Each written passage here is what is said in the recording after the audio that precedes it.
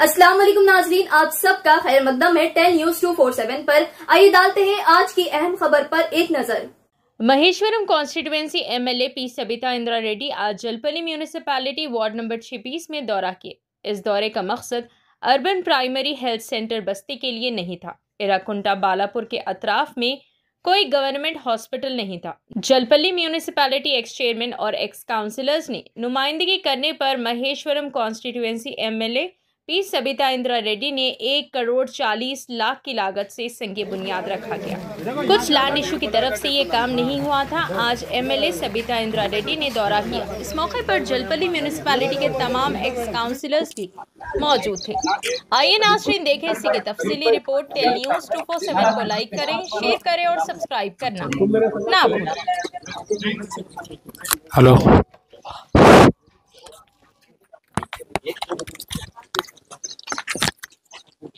नहीं बोल ले रहे हो, कराएंगे साफ पूरी करा के देते हैं। 600 बोले, 800 का, 700 का, 900 गज भी निकल रहा है। 40 लाख रुपए लगते हैं। रोड इतना दार रहे भाई, रुके हुए रोड के वाटर वॉल डाल के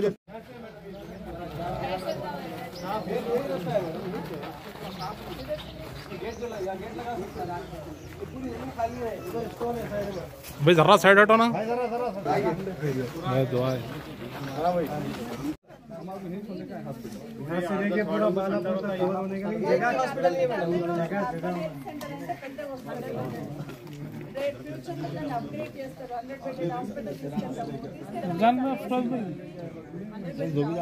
अस्सलाम वालेकुम रहमतुल्लाहि व बरकातहू।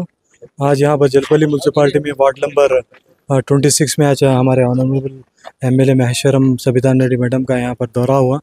जो अर्बन प्राइमरी हेल्थ सेंटर जो बस्ती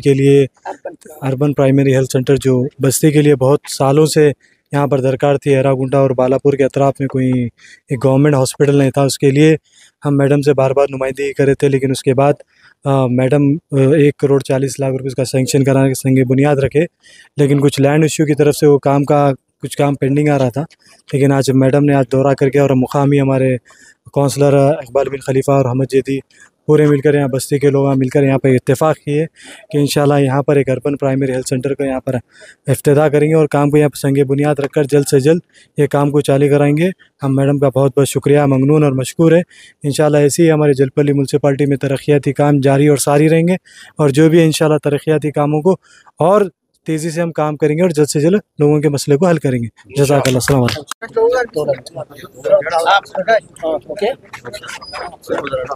అందరికీ నమస్కారం। గత 10 సంవత్సరాలలో తెలంగాణ రాష్ట్ర ప్రభుత్వం కేసీఆర్ గారి ప్రభుత్వం ఉన్నప్పుడు విద్యా వైద్యానికి పెద్దపీట వేయడం జరిగింది। దాంట్లో భాగంగా వైద్యానికి సంబంధించి పేదవాడికి అందుబాటులోకి తీసుకురావాలని, విద్యకు సంబంధించి పేదవాడికి అందుబాటులోకి తీసుకురావాలని గురుకులాలు బాగా చేసుకోవడం, గురుకులాలు మంజూరు ఇవ్వడం, ప్రభుత్వ పాఠశాలలు బాగా చేసుకోవడం, కాలేజీలు ఇవ్వడం, ప్రధానంగా మైనార్టీకి సంబంధించి అయితే గురుకులాలు ఒక 200 పైచిలకు గురుకులాలు మైనార్టీ సోదరులకు ఇవ్వడం అనేది గతంలో చూస్తున్నాం। కానీ ప్రభుత్వం వచ్చినాక ఈరోజు ఈ 2 సంవత్సరాలలో చూస్తూ ఉన్నాం గురుకులాలలో ఏ విధంగా విషారం తింటున్నారు, గురుకులాల పిల్లలు ఏ విధంగా ఇబ్బంది పడుతున్నారు అనేది మనం అందరం చూస్తున్న అంశం। బాధ అనిపిస్తూ ఉంది వాళ్ళు పడుతున్న ఇబ్బందిని చూస్తూ ఉంటే। ఇప్పటికైనా ప్రభుత్వం కళ్ళు తెరిచి దాని పక్కన చూడాలి। దాంట్లో భాగంగానే పాటి షరీఫ్లో గవర్నమెంట్ స్కూల్కి 5 కోట్ల రూపాయలు ఇచ్చాను నేను, జస్ట్ బిల్డింగ్ కట్టడానికి। ఎందుకంటే మంచి స్ట్రెంత్ పెరుగుతుంది అని చెప్పేసి ఒక 5 crores శాంక్షన్ ఇవ్వడం జరిగింది। దాన్ని యాజ్ ఇట్ ఈజ్ అట్లాగే పెట్టి ఆ బిల్డింగ్ కట్టించాలని, ఎందుకంటే మొదలుపెట్టే టైంలోనే మన ఎలక్షన్స్ పోవడం జరిగింది, దాన్ని కట్టించాలని కోరుకుంటా ఉన్నాను। ఈరోజు ఇక్కడ విజిట్ చేయడానికి కారణం స్థానిక ఎక్స్ చైర్మన్ గారు, అదేవిధంగా ఎక్స్ కార్పొరేటర్స్ అందరు నాతో వచ్చున్నారు। ఆ రోజు వైద్యానికి పెద్దపీట వేస్తున్న సందర్భంలో పేదవాళ్ళకి బస్తీలలో కూడా మనం వైద్యం తీసుకెళ్లాలన్న ఆలోచనతో కేసీఆర్ గారు బస్తీ దవాఖానాలు, అర్బన్ హెల్త్ సెంటర్స్ పెద్ద ఎత్తున ఇచ్చారు। హాస్పిటల్స్ బాగు చేసుకుంటూ బస్తీ వరకు తీసుకెళ్లాలన్న ఉద్దేశంతో 4 సంవత్సరాలలో ఒక మహేష్ నియోజకవర్గంలోనే 13 బస్తీ దవాఖానాలు, ఒక 7 అర్బన్ హెల్త్ సెంటర్స్ తీసుకోవడం జరిగింది। దాంట్లో భాగంగా ఈ అర్బన్ హెల్త్ సెంటర్కి ఎలక్షన్ అయిపోగానే మంత్రి గారు శ్రీధర్ బాబు గారు వచ్చి ఫౌండేషన్ వేయడం జరిగింది। వెయిట్ చేసాం మొదలు పెడతారేమని, కానీ ఇప్పటికి ఎక్కడుంది అక్కడే ఉందని ఆలోచనతో ఈరోజు ప్లేస్ చూడడానికి రావడం జరిగింది। ఇక్కడ ఎర్రకుంటలో ఇదే ప్లేస్లో కట్టాలని ఇక్కడ ఉన్న మా సోదరులందరూ అడుగుతున్నారు కాబట్టి దాన్ని ఒక 15 డేస్లలో ల్యాండ్ క్లియర్ చేసి మెడికల్ అండ్ హెల్త్ డిపార్ట్మెంట్కి అప్పచెప్పడం జరుగుతుంది. వాళ్ళు తొందరలోనే ఇక్కడ స్టార్ట్ చేసి వీళ్ళందరికీ కూడా వైద్యం అందుబాటులోకి తేవడం జరుగుతుంది. దీంతోపాటు గతంలో ఒకసారి హరీష్ రావు గారు ఇక్కడ వచ్చినప్పుడు ఈ జల్పల్లి మున్సిపాలిటీలో 1,00,000 జనాభా ఉంటారు, ఇక్కడ హాస్పిటలే లేదు అని ఆలోచించినప్పుడు ఒకసారి ఇమాంలను మోజంలను ఒకసారి పిలిచినప్పుడు వాళ్ళందరూ అడిగారు నన్ను, అమ్మ ఇక్కడ ఒక హాస్పిటల్ లేదు, ఒక మంచి హాస్పిటల్ కట్టించండి అని. సో 30 బెడెడ్ హాస్పిటల్ శాంక్షన్ ఇచ్చున్నారు. ఆ 30 బెడెడ్ హాస్పిటల్ కోసమే ఇప్పటికే ల్యాండ్ చూస్తూ ఉన్నాను.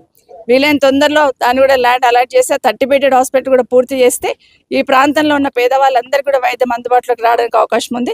తప్పకుండా వాటిని పూర్తి చేసుకోవడానికి స్థానికంగా ఉన్న వాళ్ళందరూ కూడా సహకరించాలని కోరుతా ఉన్నాను. గత ప్రభుత్వం ఇట్లా పనిచేస్తే ఇప్పుడున్న ప్రభుత్వం ఎన్నికల కన్నా ముందు చాలా పెద్ద పెద్ద మాటలు చెప్పారు. ఆరోగ్యశ్రీ అయితే చాలా పెంచిస్తున్నాం, కేసీఆర్ ఇస్తలేడని మాట మాట్లాడున్నారు.